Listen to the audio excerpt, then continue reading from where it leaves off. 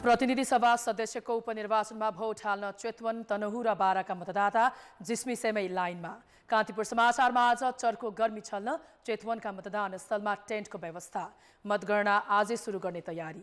गण्डकी प्रदेशमा 100 दिन कटार लगत्तै ढल्यो एमाले नेतृत्वको सरकार। सामाजिक सञ्जालमा भइरहेका आरोप प्रत्यारोपले सामाजिक मूल्य खस्कँदै। अन्तर्राष्ट्रियमा सङ्कट गहिरिँदै जाँदा विदेशीले धमाधम सुडान छाड्दै। र खेलकुदमा स्पेनिस लिग ला लिगामा रियल मैड्रिडले सेल्टा विगोलाई हरायो। नमस्कार, अब मुख्य समाचार। चितवन, तनहुँ र बारामा उपनिर्वाचनका लागि मतदान सुरु। भोट हाल्न मतदाताको बिहानैदेखि उत्साह। मतदान साँझ 5 बजेसम्म। 3.5 महिनामै ढल्यो गण्डकी सरकार। विश्वासको मत नपाएपछि मुख्यमन्त्री खगराज अधिकारी पद मुक्त। लुम्बिनीका मुख्यमन्त्रीले भोलि विश्वासको मत लिने। 5 खर्ब लगानीका सार्वजनिक संस्थान लथालिङ्ग सञ्चालनमा रहेका 36 मध्ये 23ले लेखा परीक्षण नै गरेनन्। जनतालाई सुविधा न सरकारलाई मुनाफा। सुडानमा सङ्कट चर्किएपछि विदेशी नागरिकको बहिर्गमन तीव्र। विमानस्थल बन्द हुँदा स्वदेश फर्कन समस्या। हिंसामा ज्यान गुमाउनेको सङ्ख्या 400 नाघ्यो। र सेफिल्ड युनाइटेडलाई 3-0 गोलले हराउँदै म्यान्चेस्टर सिटी एफए कपको फाइनलमा रियाद महरेजको ह्याट्रिक।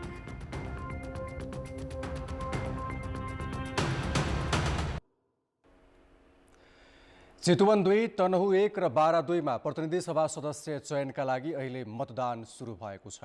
भोट हाल्नका लागि मतदाता उत्साहका साथ लाइनमा बसेका छन्। मतदाताहरू छिटो भोट हाल्न झिसमिसेमै मतदान स्थलहरूमा पुगेका थिए। 3वटै निर्वाचन क्षेत्रमा मतदानका लागि बिहान 7 बजेदेखि साँझ 5 बजेसम्मको समय तोकिएको छ।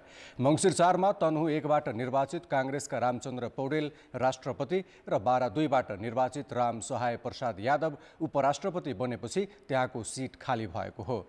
त्यसैगरी नागरिकता प्रकरणमा राष्ट्रिय स्वतन्त्र पार्टीका सभापति रवि लामिछानेको सांसद पद सर्वोच्च अदालतले बदर गरिदिएपछि चितवन 2 मा उपनिर्वाचन हुन लागेको हो। राजनीतिक दलको लोकप्रियता जाँच्ने आधार मानिएको यो उपनिर्वाचनलाई पार्टीहरूले प्रतिष्ठाको विषय बनाएका छन्। 3वटै क्षेत्रमा मुख्य दलले पार्टी नेतृत्वमा रहेका तथा प्रभावशाली नेतालाई मैदानमा उतारेका छन्।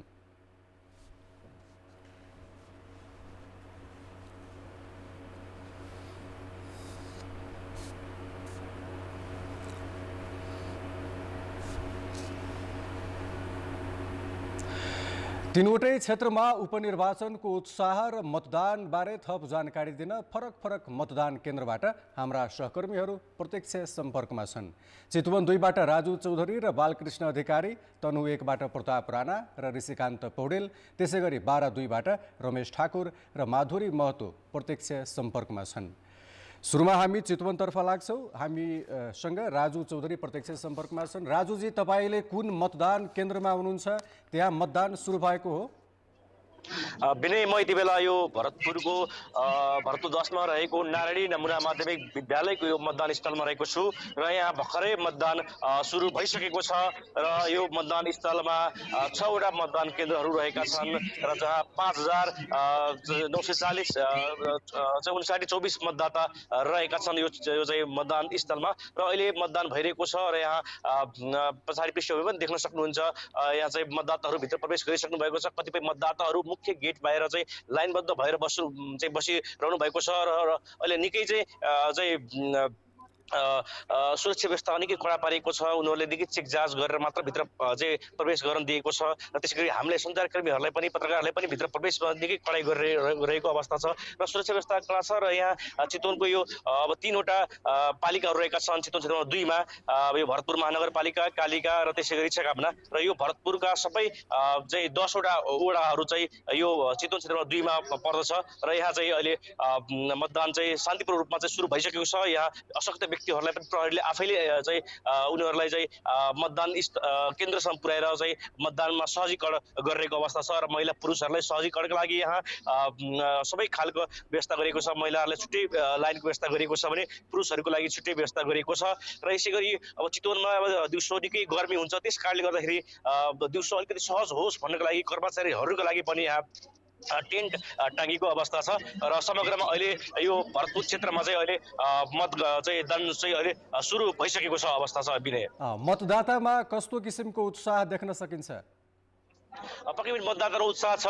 बिहानै म यो मतदान स्थलमा आइपुग्दाखेरि मतदाताहरू लाइनबद्ध हुनुहुन्थ्यो, चाहिँ महिला त्यसै गरी पुरुष सबै खालका मतदाताहरू लाइनबद्ध भएर उहाँहरू चाहिँ अहिले चाहिँ मतदानको लागि चाहिँ उहाँहरू चाहिँ लागिरहनु भएको छ। एकदम उत्साह छ उनीहरूमा। अब दिउँसो गर्मी हुने भएकोले गर्दाखेरि बिहानै सबै मतदाताहरू चाहिँ यो मतदान स्थलसम्म आइपुगेका छन्। अब हामी चितवनबाट तनहुँतर्फ लाग्छौँ। हाम्रा संवाददाता प्रतापजी समक्ष। प्रतापजी, अहिले त्यहाँ मतदान सुरु भएको हो, के छ जानकारी?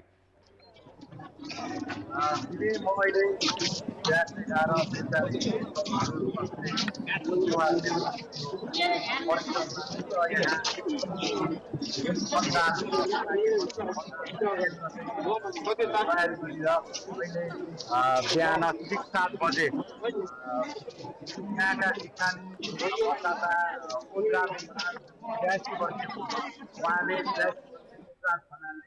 यहाँको मतदानको जुन सुरुवात गर्नुभएको छ भने यही मतदान केन्द्रबाट सत्ता गठबन्धनका उम्मेदवार नेपाली काङ्ग्रेसका केन्द्रीय सदस्य गोविन्द भट्टराईले जुन मतदान केन्द्र पनि रहेको छ उहाँको, र उहाँले मतदान गर्न भने बाँकी नै छ। उहाँले केही समयपछि मतदान गर्ने चाहिँ बुझिएको छ भने मुख्य निर्वाचन अधिकारी कार्यालयले तनहुँका सबै मतदान केन्द्रबाट जुन 152वटा मतदान केन्द्र रहेको छ त्यसमाथि 7 बजे नै मतदान सुरु भएको भनेर जानकारी दिएको छ। अब हामी तनहुँबाट बारातर्फ लाग्छौँ। बाराबाट रमेश ठाकुरजी प्रत्यक्ष सम्पर्कमा छन्। रमेशजी, अहिले त्यहाँ तपाईँ कुन मतदान केन्द्रमा हुनुहुन्छ? त्यहाँ मतदान सुरु भयो कि भएन?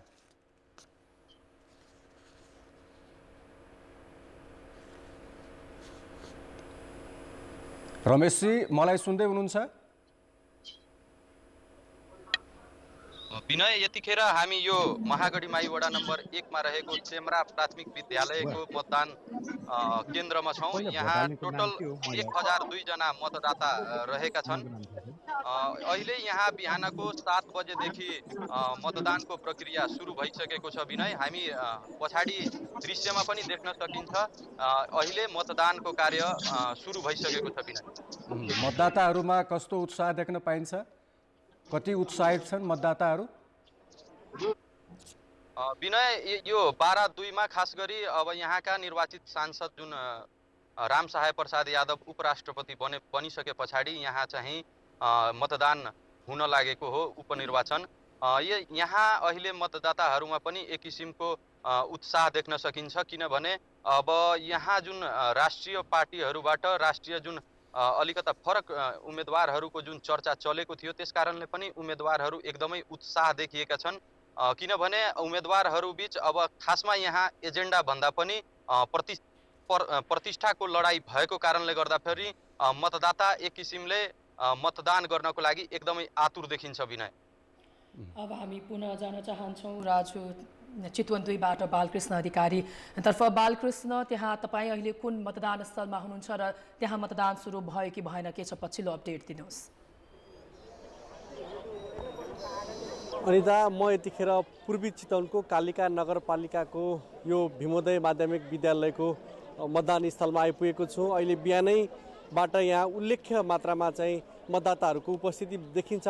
विशेष गरेर चितवनको मौसम दिउँसो अत्यन्तै गर्मी हुने भएकाले पनि होला बिहानको समयमा वृद्धहरू र विशेष गरेर महिला पुरुषहरू सबै चाहिँ उत्साहपूर्ण ढङ्गले चाहिँ यहाँ मतदान गर्नका लागि चाहिँ लामबद्ध भइसक्नु भएको छ। देख्न सकिन्छ मेरो पृष्ठभूमिमा पनि निकै लामो लाइन लागिसकेको छ।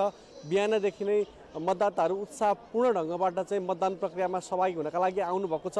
म यहाँ आइपुगेर बुझ्दाखेरि चाहिँ कतिपय टाढाबाट आउनुपर्ने मतदाताहरू चाहिँ यो पटकको निर्वाचनमा आइ नपुगेको भनेर हामीले जानकारी पाएका छौँ।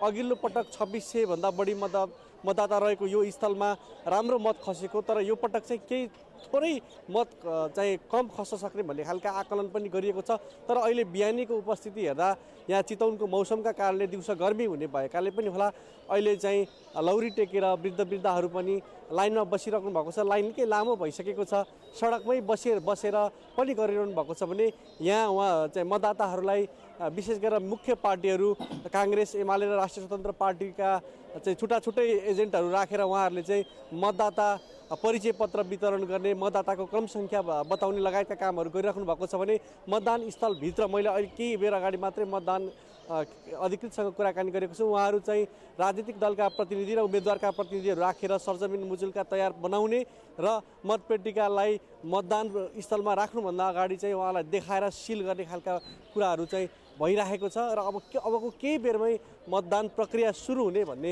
मैले जानकारी पाएको छु। अनिता, बालकृष्ण, लाइनको व्यवस्था कसरी मिलाइएको छ? अशक्त र ज्येष्ठ नागरिकहरूका लागि विशेष गरी कस्तो व्यवस्था छ?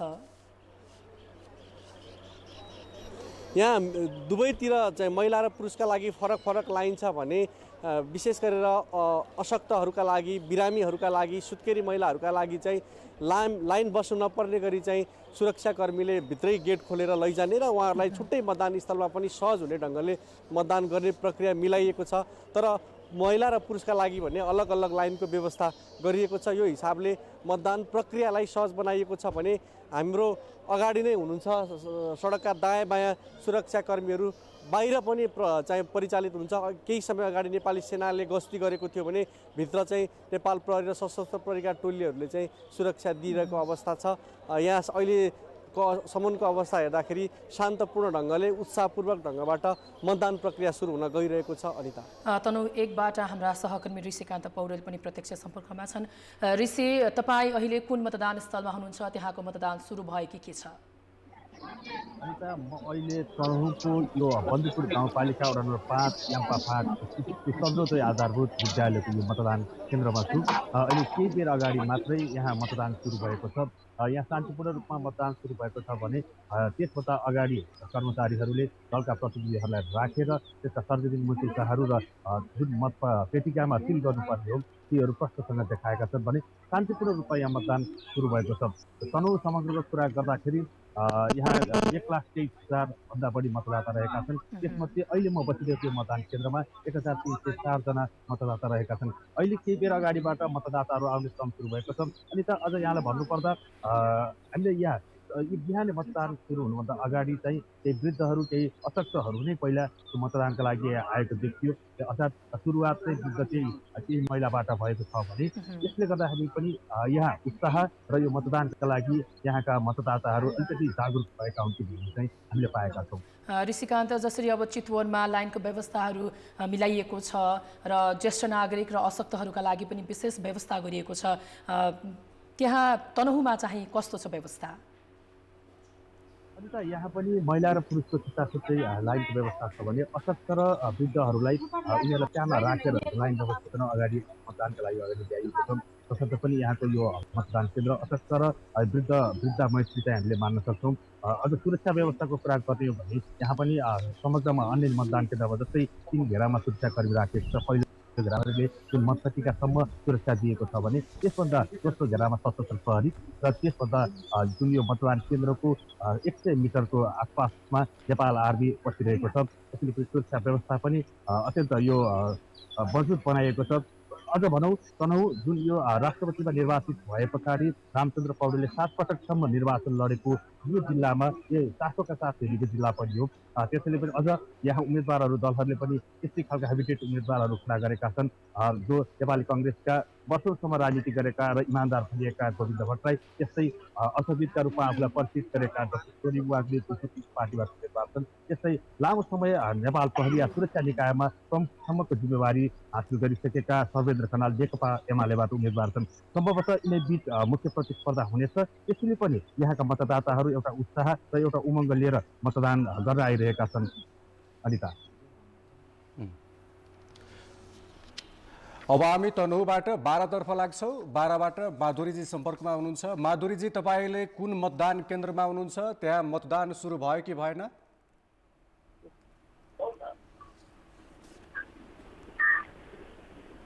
कुन केन्द्रमा हुनुहुन्छ? हजुर, अहिले हामी बारा निर्वाचन क्षेत्र नम्बर 2 अन्तर्गत पर्ने जुन 6वटा स्थानीय तह छन्, ती 6वटा स्थानीय तह मध्येको बाराको महागढीमाई नगरपालिका अन्तर्गत पर्ने मतदान केन्द्र पतरहट्टीमा हामी आइपुगेका छौँ र पतरहट्टीको केन्द्र क र 6 अन्तर्गतको मतदान स्थलका लागि यहाँ व्यवस्था गरिएको छ। र यो पक्कै पनि दक्षिणतिर पर्छ। बारा जिल्लाको उत्तरभन्दा दक्षिणतिरका मतदान केन्द्रलाई संवेदनशीलताका हिसाबले अति संवेदनशीलमै राखिएको भनेर जिल्ला प्रहरी कार्यालयका प्रहरी उपरीक्षक होविन्द्र बोगटीले केही बेर अगाडि हामीलाई जानकारी गराउनु भएको थियो। बारा जिल्लाको दक्षिणतिर पर्ने प्राय सबै मतदान स्थल मतदान केन्द्रहरू संवेदनशील अन्तर्गत नै पर्छन् र यहाँ मानिसहरू 7 बजेदेखि मतदान प्रक्रिया सुरु हुने भए पनि बिहान 6, साढे 6 बजेदेखि नै लाइनमा आएर बसेको अवस्था चाहिँ हामीले देखेका थियौँ। सहज मतदानका लागि कस्तो व्यवस्थापन गरिएको छ? व्यवस्थापन कस्तो गरिएको छ? केही बेर अगाडि हामीले जिल्ला प्रहरी कार्यालय पर्साका प्रहरी परीक्षक होमिन्द्र बोगटीसँग कुरा गर्दा नेपाली सेना, सशस्त्र प्रहरी र नेपाल प्रहरी गरी करिब 3000 जनशक्ति बारा निर्वाचनका लागि खटाइएको छ। बारा निर्वाचन क्षेत्र नम्बर 2 अन्तर्गतका विभिन्न मतदान स्थल र मतदान केन्द्रहरूमा एकदमै सुरक्षा व्यवस्था कडा पारिएको छ र उत्तरी क्षेत्रभन्दा दक्षिणी क्षेत्रतिर अति संवेदनशीलमा वर्गीकरण गरिएको कारण दक्षिणतिरका मतदान केन्द्र मतदान स्थलहरूमा अझ व्यवस्था कडा गरिएको अवस्था छ भने निर्वाचन अधिकृतसँग पनि हामीले कुरा गरेका थियौँ। जिल्ला निर्वाचन अधिकृत सरोज चौधरीसँग कुरा गर्दा उहाँका अनुसार एउटा मतदान केन्द्रमा कम्तीमा 7 देखि 8 जना कर्मचारी औपचारिक रूपमा खटाइएको छ भने सहयोगका लागि र व्यवस्थापनका लागि अन्य कर्मचारीहरूलाई पनि तयारी अवस्थामा राखिएको अवस्था छ र यसरी सुरक्षा व्यवस्थामा कुनै पनि खलल पुर्याउने खालका गतिविधि यदि गरिए तुरुन्तै नियन्त्रणमा लिने र कारबाही गर्ने प्रक्रिया पनि अगाडि बढाउने भनेर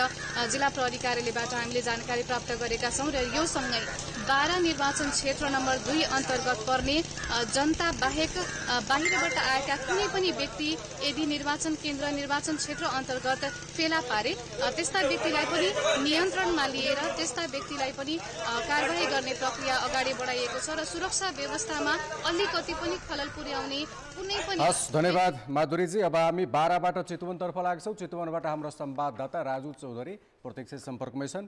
राजुजी, आज मतदान सुरु भइसकेको छ।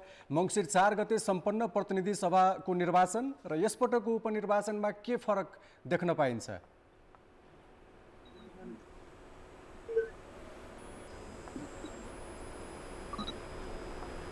किनकि त्यस बेला देशभरि एउटा चाहिँ निर्वाचनको माहौल थियो भने अहिले एउटा मात्र क्षेत्र हुँदाखेरि त्यति धेरै चाहिँ अब सबैलाई एउटा चाहिँ माहौल अलिकति त्यो चाहिँ अवस्था चाहिँ देखिँदैन। तर पनि चितवन क्षेत्रमा 2 भित्रमा चाहिँ मान्छेहरूमा चाहिँ धेरै चासो थियो। अब चितवनकै अन्य पालिकाहरूमा पनि अब जो चाहिँ जुन पालिकाहरूमा चाहिँ जुन चाहिँ निर्वाचन क्षेत्रमा मतदान भएको छैन ती क्षेत्रका मतदाताहरू पनि उनीहरू चाहिँ अलिकति चासोको रूपमा हेरिरहेका छन् र आज चितवनका सबै यो ठाउँहरूमा चाहिँ सहरी साधनहरूमा चाहिँ चल्न चाहिँ रोक लगाएको छ। त्यसले गर्दाखेरि चाहिँ अन्य ठाउँका मानिसहरू आवत गर्न पाइरहेको छैन। यद्यपि यो चाहिँ यो उपनिर्वाचनलाई सबैले चासोको रूपमा लिएका छन् र विशेष गरी यो एउटा प्रतिष्ठाको लडाई जस्तो भएको छ चितवनको यो उपनिर्वाचन। किनकि यसअघि यो क्षेत्रमा राष्ट्रिय स्वतन्त्र पार्टीका सभापति रवि लामिछानेले तेब्बर बढी मतान्तरले चाहिँ विजय भएका थिए।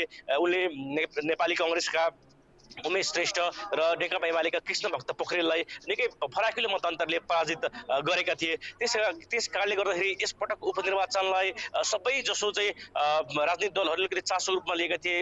नेपाली काङ्ग्रेसले त्यसै गरी नेकपा एमाले दुवैले युवा उम्मेदवारहरू उठाएको छ। किनकि योभन्दा अगाडिको निर्वाचनमा चाहिँ ठुला पार्टीहरूले युवाहरूलाई मौका दिएन भन्ने खालको आवाजहरू उठेको थियो भने यसपालि चाहिँ त्यो चाहिँ कुरालाई सम्बोधन गरेर युवाहरूले उठाएको छ र सबै राजनीतिक दलका चाहिँ शीर्ष नेताहरूको ध्यानै चितवन रहेको छ, किनकि चितवनको परिणामले समग्र एउटा राष्ट्रिय राजनीतिमा एउटा प्रभाव पार्न सक्छ, किनकि केन्द्रीय सभापति रवि लामिछाने यो क्षेत्रका उम्मेदवार हुन्। त्यसले गर्दाखेरि सबैको चासो छ। केही दिन अगाडि पनि प्रधानमन्त्री, त्यसै गरी नेपाली काङ्ग्रेसका शेरबहादुर देउवा सभापति लगायतका नेताहरू चाहिँ यही चितवन आएर चाहिँ सम्बोधन गरेर फर्किएका थिए र घर दैलो अभियानमा पनि शीर्ष नेताहरू चाहिँ अन्य चाहिँ नेताहरू चाहिँ महामन्त्रीदेखि सबै नेताहरू चाहिँ चितवन आएका थिए। नेकपा एमालेका त्यस्तै धेरै सबै पार्टीका नेताहरू चाहिँ उनीहरूको दौडधुप थियो यो चितवन क्षेत्रमा 2 मा, किनकि सबैको चासो हिसाबले। त्यसले गर्दाखेरि यो पहिलाभन्दा अलिकति फरक छ र यो क्षेत्र मात्र चुनाव हुँदाखेरि चाहिँ सबैको एउटा चासोको चाहिँ एउटा केन्द्र पनि बनेको छ र अहिलेको चाहिँ मतान्तर के हुन्छ, रवि लामिछानेको मतान्तर के हुन्छ भन्ने सबैको चासो छ र अलिकति फरक छ। अहिले यो गर्मी महिना भएको हिसाबले गर्दाखेरि पनि अलिकति चाहिँ बिहान पख मात्र अलिकति बढी चहल पहल छ, दिउँसो चाहिँ अलिकति कम हुन सक्ने चाहिँ अनुमान गर्न सकिन्छ र अहिले यहाँको माहौल चाहिँ निकै अब राम्रो वातावरणमा चाहिँ अहिले निर्वाचनहरू भइरहेको छ। एउटा सबैमा उत्साह छ। विनय प्रताप, तनहु 1 मा दोस्रो पटक भइरहेको निर्वाचनलाई लिएर मतदाताहरू कतिको उत्साहित छन्?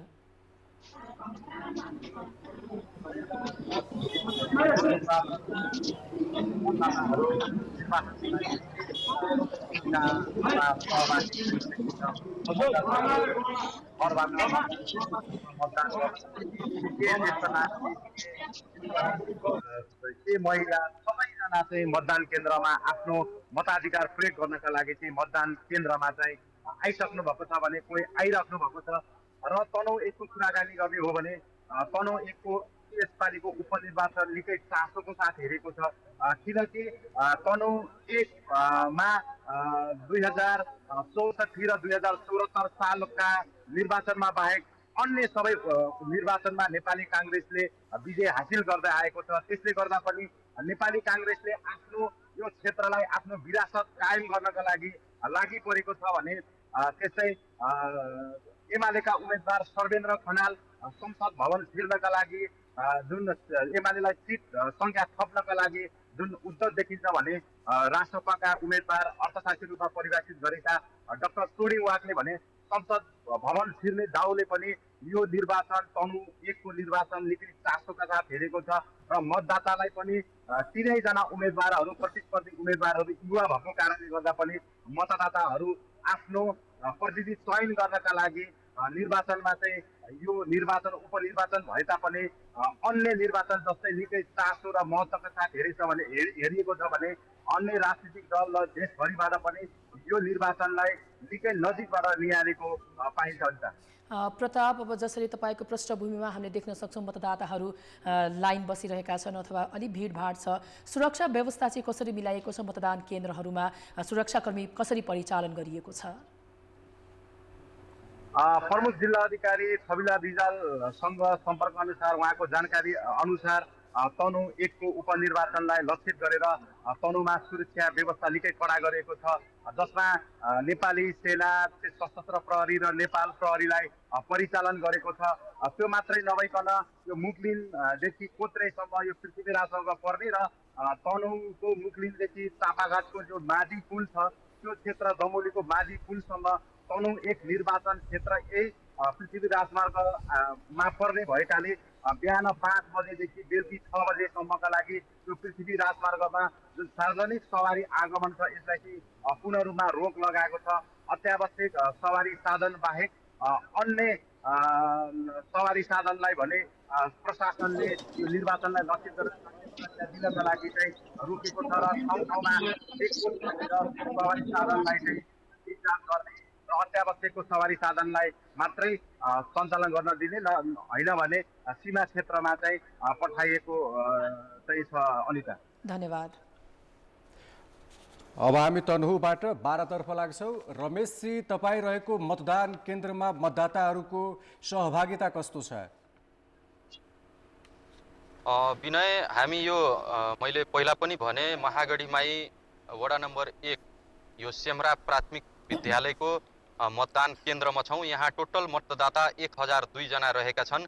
अहिले मतदान गर्नको लागि मतदाताहरू आउने र मतदान गरिसके पछाडि जाने क्रम रहेको छ। यहाँ पनि मतदाताहरूको लागि महिला र पुरुषको लागि छुट्टा छुट्टै लाइन राखिएको छ भने अशक्त र वृद्ध वृद्धालाई उनीहरूको घरबाट एकजना ल्याएर त्यो मतदान प्रक्रियामा सहभागी गराउन सक्ने किसिमको वातावरण मिलाइएको छ। विनय, यहाँ यो मतदान बारा जिल्लाकै कुरो गर्दाखेरि बारा उप 2 नम्बरको कुरा गर्दाखेरि यहाँ टोटल जम्मा 82वटा मतदान स्थल रहेको छ र 137वटा मतदान केन्द्रमा अहिले मतदान सुरु भइसकेको छ। विनय, हस्, धन्यवाद रमेशजी।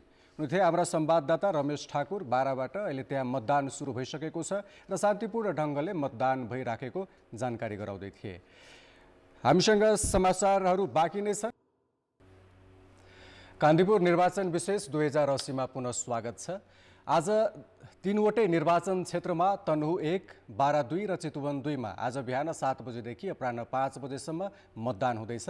अब बाँकी प्रस्तुति रुबिनाबाट। नमस्कार, कान्तिपुर निर्वाचन विशेषमा स्वागत छ। म रुबिना थापा। आज 3 जिल्लाका 3 क्षेत्रमा उपचुनाव भइरहेको छ। बिहान 7 बजेदेखि साँझ 5 बजेसम्मको समय तोकिएको छ र मतदाताहरू मतदान स्थलमा पुग्ने क्रम पनि सुरु भइसकेको छ र मतदान जारी रहेको छ। यी 3 क्षेत्रमा 3 जिल्लाका 3 क्षेत्रमा विभिन्न कारणहरू रहे उपचुनाव हुनका लागि। गत मङ्सिर 4 गते सम्पन्न आम निर्वाचनमा तनहु 1 बाट चुनिएका नेपाली काङ्ग्रेसका नेता रामचन्द्र पौडेल राष्ट्रपति चयन भइसकेपछि तनहु क्षेत्र नम्बर 1 मा उपचुनाव हुन लागेको। बारा क्षेत्र नम्बर 2 को कुरा गर्नुपर्दा यहाँबाट जनता समाजवादी पार्टीका नेता राम सहाय प्रसाद यादव उपराष्ट्रपति चयन भइसकेपछि यस क्षेत्रमा पुनः उपचुनाव हुन लागेको। चितवन क्षेत्र नम्बर 2 को कुरा गर्नुपर्दा राष्ट्रिय स्वतन्त्र पार्टीका सभापति रवि लामिछाने यसभन्दा अघिको आम निर्वाचनमा यहाँबाट चुनिएका थिए, तर उनको नागरिकता विवाद प्रकरणले गर्दाखेरि सांसद पद खारेज भइसके पछाडि यस क्षेत्रमा पुनः चुनाव हुने अवस्था आएको हो। राष्ट्रिय स्तरमा निकै प्रभाव राखेका कतिपय राजनीतिक दलका नेताहरू यस पटकको चुनावमा प्रतिस्पर्धामा रहेका छन्। त्यसले गर्दाखेरि पनि उपचुनावको पनि उत्तिकै सर्वत्र चासो रहेको छ र प्रतिस्पर्धा कस्तो हुनेछ र मत परिणाम कस्तो आउनेछ सबैको ध्यान उपचुनावले पनि खिचेको छ। यतिखेर भने म यी 3 क्षेत्रका केही तथ्याङ्क जानकारी गराउन चाहन्छु।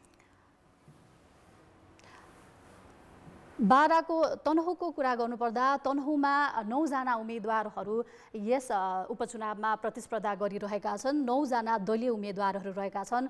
मतदान स्थलको कुरा गर्नुपर्दा 69वटा मतदान स्थल रहेको छ भने 152 वटा मतदान केन्द्र तनहु 1 मा रहेको छ र यहाँ तनहु 1 मा पनि स्थानीय तह भने 5 वटा रहेका छन् भने वडा सङ्ख्या 28 वटा रहेका छन्। तनहु जिल्लामा प्रतिनिधि सभा क्षेत्र 2, प्रदेश सभा निर्वाचन क्षेत्र 4 रहेको छ भने तनहु क्षेत्र नम्बर 1 को मतदाता सङ्ख्याको कुरा गर्नुपर्दा 1,23,305 मतदाता सङ्ख्या रहेको छ, जसमा पुरुष मतदाताको सङ्ख्या भने 59,540 छ। महिला मतदाताको सङ्ख्या 63,765 रहेको छ र यहाँ 6 गाउँपालिका र 4 नगरपालिका रहेको छ। त्यसै गरी अर्को क्षेत्रको कुरा गर्नुपर्दा तनहुबाट म बाराको कुरा गरौँ। बाराको कुरा गर्नुपर्दाखेरि यहाँ स्थानीय तह पर्ने भने 6 वटा रहेका छन् भने उम्मेदवारहरू बारा क्षेत्र नम्बर 2 मा कुल उम्मेदवार 34 रहेका छन्, जसमा दलीय उम्मेदवार 10 छन् भने स्वतन्त्र उम्मेदवार 24 छन्। मतदान स्थलको कुरा गर्नुपर्दा 82 मतदान स्थल, मतदान केन्द्र भने 137 मतदान केन्द्र रहेको छ। चितवन 2 मा पनि स्थानीय तह भने 3 वटा, वडा सङ्ख्या 28 रहेको छ भने चितवनकै कुल उम्मेदवारको कुरा गर्नुपर्दा यहाँ 22 कुल उम्मेदवार रहेका छन्, जसमा दलीय उम्मेदवार 12, स्वतन्त्र उम्मेदवार 10, मतदान स्थल 43 वटा मतदान स्थल छ भने मतदान केन्द्र 138 वटा रहेको छ र चितवन जिल्लाको प्रतिनिधि सभा निर्वाचन क्षेत्र 3, प्रदेश सभा निर्वाचन क्षेत्र 6 वटा रहेको छ भने यहाँ मतदाता सङ्ख्याको कुरा गर्नुपर्दा चितवन क्षेत्र नम्बर 2 को 1,24,695 रहेको छ, जसमा पुरुष मतदाता 61,403, महिला मतदाता 63,291 रहेको छ।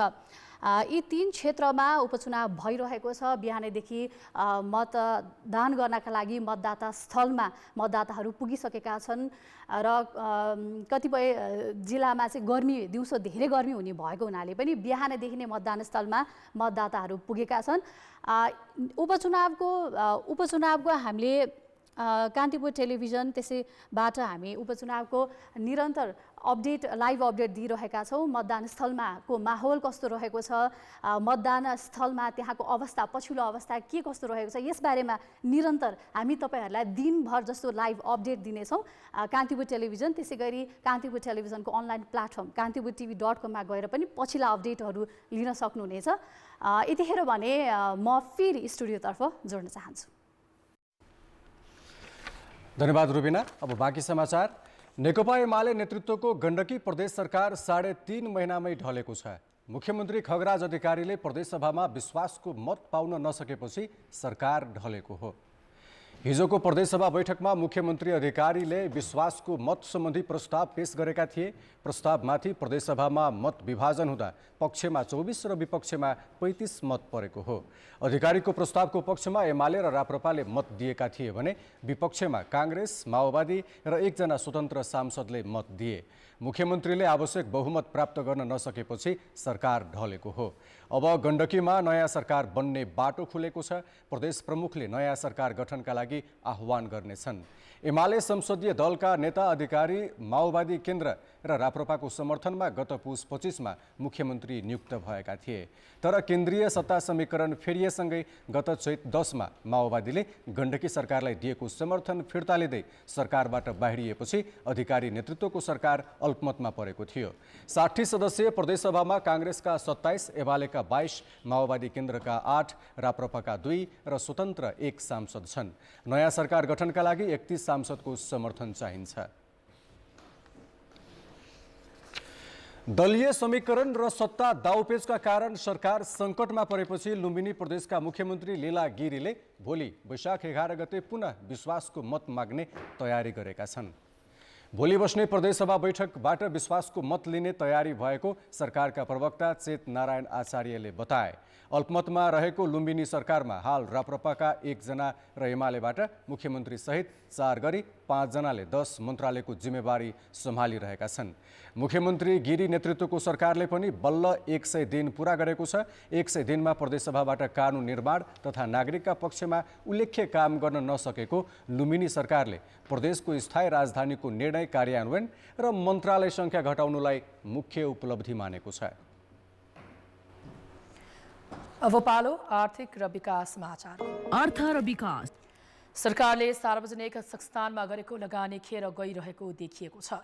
सार्वजनिक संस्थानमा सरकारले हालसम्म 5 खर्ब 19 अर्ब लगानी गरे पनि गत वर्ष 4 अर्ब मात्र नाफा प्राप्त गरेको छ। कमजोर व्यवस्थापकीय क्षमताका कारण सार्वजनिक संस्थानले न नागरिकलाई सुविधा दिन सकेका छन् न त सरकारलाई नाफा नै।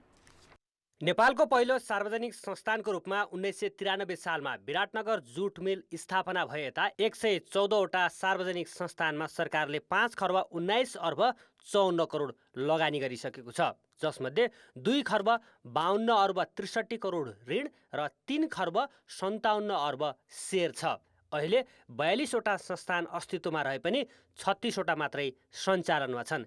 तीमध्ये सरकारलाई नाफा दिने संस्थान 9वटा मात्र छन्। संस्थान खराब भन्ने कुरो भन्नु नै गलत हो। संस्थान आफैमा खराब कुनै हालतमा होइन। खराब के हो त भने जसले संस्थान चलाउँछु भनेर जिम्मा ल्याएको छ, जसको जिम्मेदारी हो, त्यो मान्छेले जसरी चलाउनु पर्ने त्यसरी चलाउन नसकेको, चलाउन नदिएको, चलाउन नचाहेको, त्यस कारणले बिग्रेको। 105 संस्थानबाट सरकारले कुनै प्रतिफल पाउन सकेको छैन। यसबाहेक निजीकरण ऐन 2050 अनुसार खारेज भएका 12वटा संस्थानमध्ये 8वटामा लगानी गरेको 1 अर्ब 40 करोड 45 लाख सावा र 1 अर्ब 51 करोड 39 लाख ब्याज गरी 2 अर्ब 91 करोड सरकारले फिर्ता पाउन सकेको छैन।